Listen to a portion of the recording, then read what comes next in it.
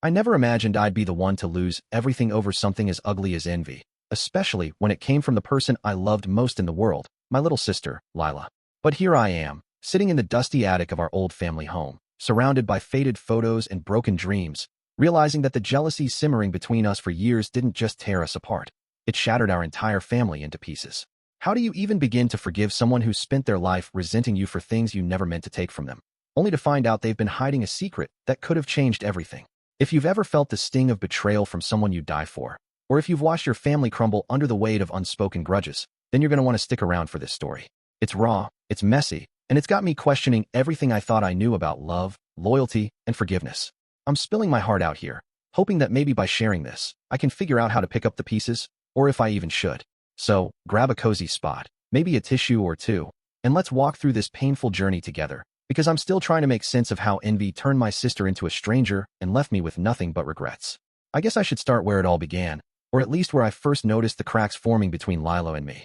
We grew up in a small town just outside Asheville, North Carolina, nestled in the rolling Blue Ridge Mountains, where the air always smelled like pine and the mornings were painted with mist.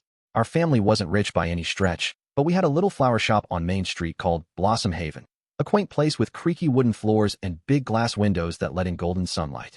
It was our parents' pride and joy, a business they built from scratch after moving to the area in the late 80s.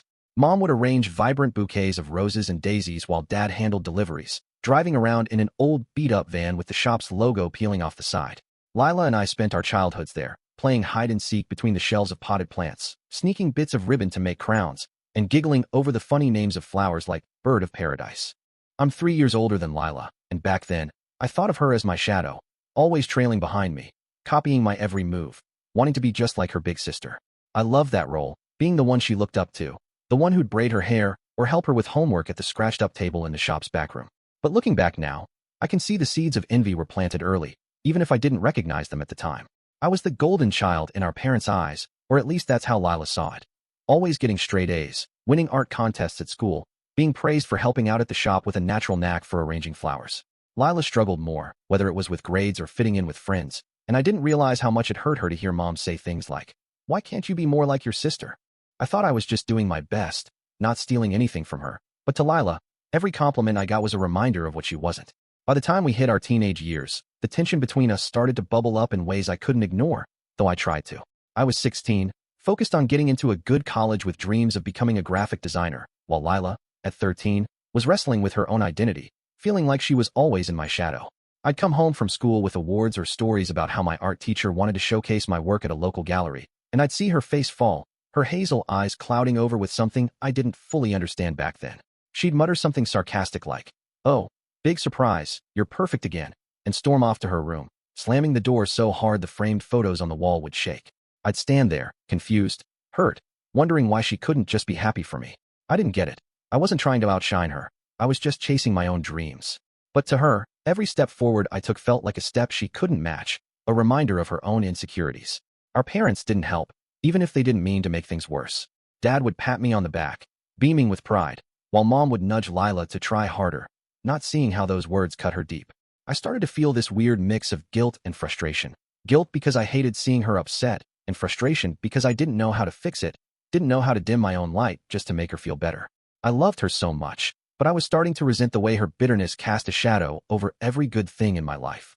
The flower shop became this strange battleground for our unspoken rivalry, a place that held both our happiest memories and our ugliest fights. I'd be up front, helping customers pick out arrangements for weddings or anniversaries, chatting and laughing, feeling like I was carrying on the family legacy. Lila, on the other hand, would be in the back, tasked with sweeping or watering plants, her shoulders slumped, her face set in a permanent scowl.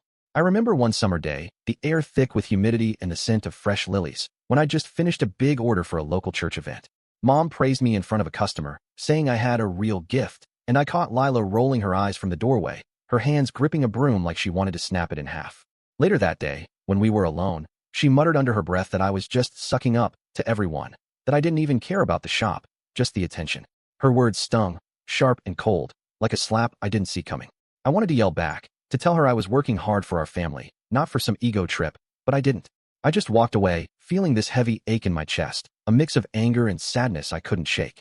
That shop, with its colorful blooms and handwritten price tags, was supposed to be our safe haven, a place that tied us together, but instead, it became a mirror for all the ways we were growing apart. As we got older, the rift widened, turning into a chasm I didn't know how to cross. I went off to college in Raleigh on a partial scholarship, studying design, thrilled to finally chase my passion, while Lila stayed behind, finishing high school and working part-time at Blossom Haven.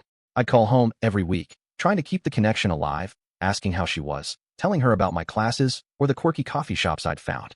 But her responses were short, clipped, like she couldn't wait to get off the phone. "That's cool," she'd say, her voice flat, or "must be nice to get out of here." I could feel the resentment through the line, a bitter undercurrent that made my stomach twist. I'd lie awake in my dorm room, staring at the ceiling, wondering what I'd done wrong, why she couldn't see that I wasn't trying to leave her behind, just build a life for myself. When I'd come home for holidays, the tension was palpable, hanging over us like a storm cloud. We'd sit at the dinner table, passing mashed potatoes and turkey, while Mom and Dad tried to keep the conversation light, oblivious to the silent war between us. Lila would make little jabs, comments about how I thought I was too good for the shop now, or how I probably couldn't wait to move far away for good. I'd bite my tongue, not wanting to ruin the moment, but inside, I was seething, hurt by how she twisted everything into a competition I never signed up for. I missed the little girl who used to cling to my arm during thunderstorms, who'd beg me to read her bedtime stories. Where had she gone? And why did it feel like I was the enemy?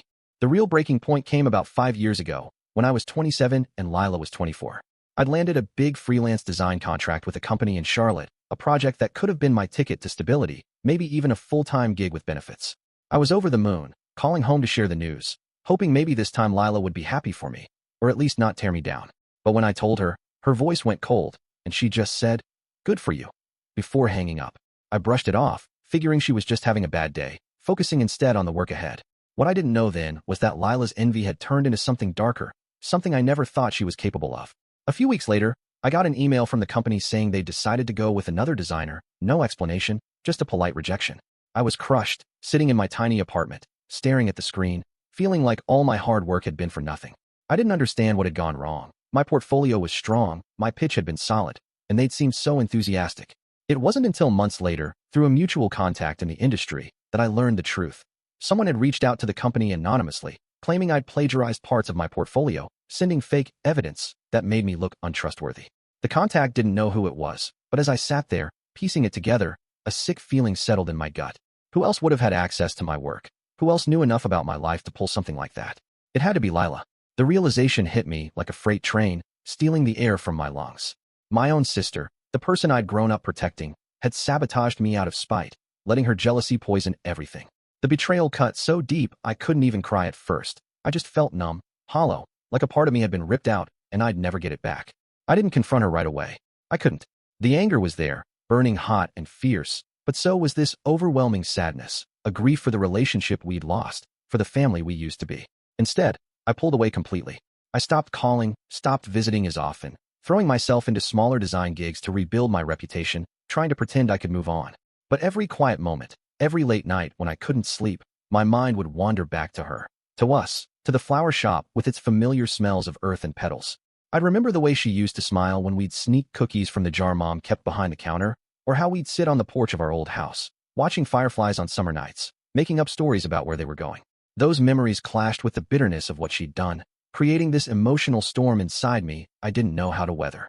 I loved her still, even after everything, but I hated what she'd become, hated how her envy had turned us into enemies. And I hated myself a little too, for not seeing it sooner, for not finding a way to reach her before it was too late. The guilt gnawed at me. Maybe if I'd been less focused on my own goals, maybe if I tried harder to lift her up, we wouldn't be here. But how do you fix something when the other person doesn't even want to try? Our family felt the fallout hard. Mom and Dad noticed the distance between us, the way we barely spoke at Thanksgiving or Christmas, sitting on opposite ends of the table, avoiding eye contact. They'd ask what was wrong, their voices tinged with worry, but I couldn't bring myself to tell them the truth. How do you explain that your sister destroyed a piece of your life out of jealousy? How do you admit that the family they thought was so close was fracturing under the weight of unspoken pain? Mom started to cry more often, her hands trembling as she arranged flowers at the shop, whispering to herself about how she just wanted her girls back. Dad grew quieter, retreating into his delivery routes, spending hours on the road, as if escaping the tension at home.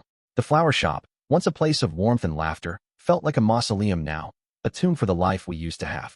I'd stop by sometimes, just to check on them, and I'd see the strain in their faces, the way they looked at me with questions they didn't dare ask. It broke my heart to know I was part of the reason for their pain. even if I wasn't the one who'd started this war. Lila and I had become two opposing forces, tearing our family apart at the seams, and I didn't know if there was any way to stitch it back together.